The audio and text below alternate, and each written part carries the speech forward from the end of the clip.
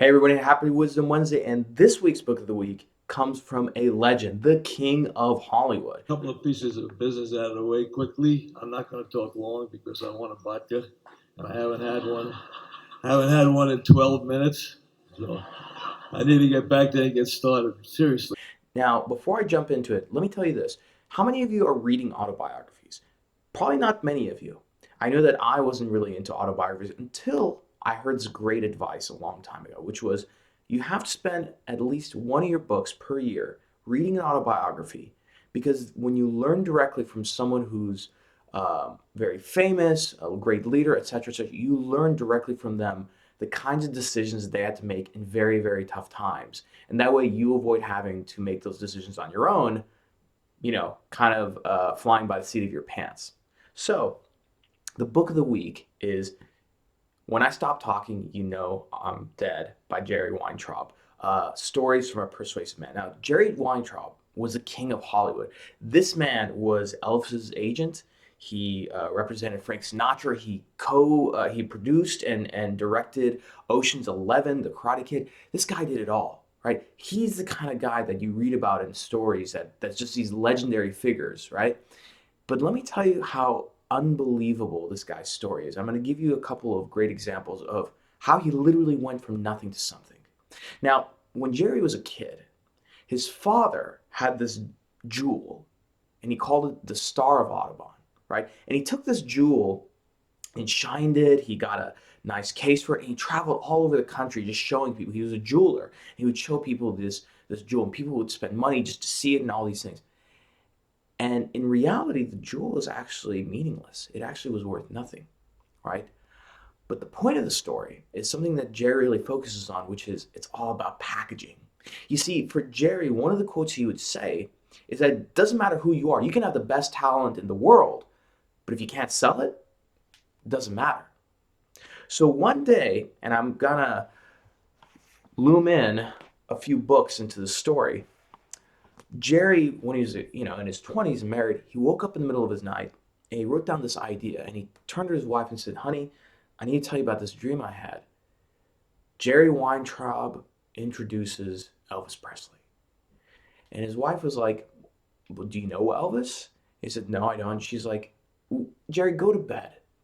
And so back then, this is in the 50s, it was very easy to look up somebody's phone number. So Jerry calls Colonel Tom Parker. That's the guy who represented Elvis, and said, "Colonel, I want to take Elvis on tour, take him to concerts." And of course, back then, this was a concept that didn't really exist, which is doing concerts like in stadiums and music halls, right? That didn't really happen.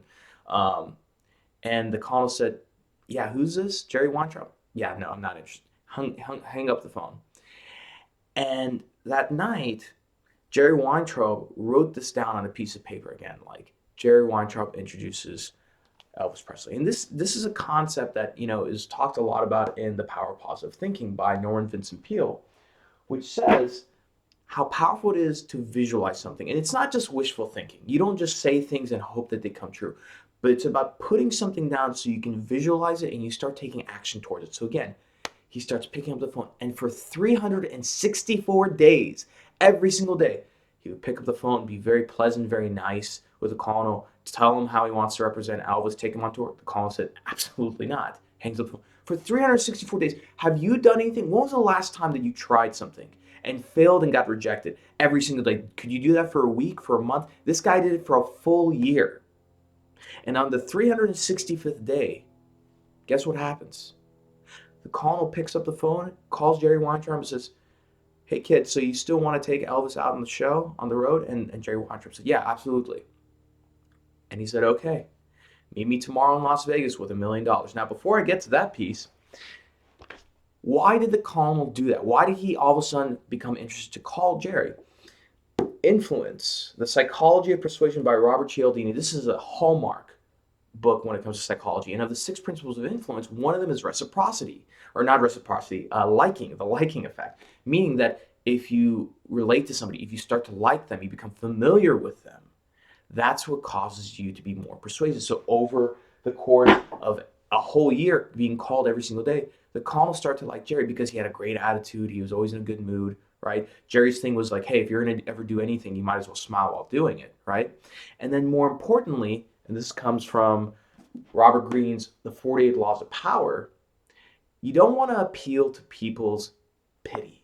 You want to appeal to their self-interest. So Jerry Weintraub didn't call him and say, hey, I'm this poor kid. It's my dream, blah, blah, blah. He called him and talked about how great he would make Elvis look, how he would take him on tour, do all these things that would make, of course, the Colonel, Tom Peters, and Elvis rich. So the very next day, he had to have $1 million. And this is back in the 50s. That's a lot of money. And Jerry Weintraub didn't even have like $20 to his name. So, of course, he remembers this from back in New York that all these people said, hey, kid, we see you going places, so if you ever need anything, call us. He starts calling the phone all day, all night, trying to get a hold of people. No one would give him any money. But finally, he got a hold of somebody who connected him to some man up in Seattle, a big lawyer, who happened to be a huge Elvis fan. And Jerry told him his idea. He said, hey, you're a big Elvis fan. You'll get to meet Elvis and everything. And the lawyer said, great. I'll wire you the money. Why don't you come in to Seattle? We'll sign the paperwork and everything. And Jerry said, hey, look, I got to get this money in like a few hours. I don't have lawyers. I never done any of these things. So based on a simple handshake, on a verbal agreement, the lawyer said, yeah, okay, I'm going to wire you $1 million. Wires him $1 million, right? At the bank, right? With no contract, no nothing, because he trusted him. He liked his personality. He liked his attitude. Jerry Weintraub gets some money. The guy who's the president of the bank says, excuse me, are you Jerry Weintraub? And he says, yes. And he says, well, here's a check for $1 million. Do you need an accountant while you go on tour with Elvis? Because I'd love to come work with you. Because, again, your personality, the way you carry yourself, it resonates. When people see that little twinkle in someone's eye, that's what gets someone to say, you know what, I want to be a part of whatever this person's doing. So he goes, gives them money to the Colonel, meets Elvis, right? They make an agreement, right? They're 50-50 partners. Takes him on tour for the next 3 weeks. And this is the first time that they've done anything like this in history, which is doing these big concerts in like basketball stadiums and football stadiums. They sold out. Jerry Weintraub became a millionaire by the end of 3 weeks, right? And there was a period where the Colonel, Tom Peters, comes in with suitcases full of money, puts them in front of Jerry, and so Jerry says, like, hey, what's this money? He's like, oh, this is all the money for the T-shirts, the keychains, and everything. Stack it up. So Jerry stacks up this mound of money, and the Colonel takes his cane and splits it down the middle and says, all right, that half's yours, that half's mine.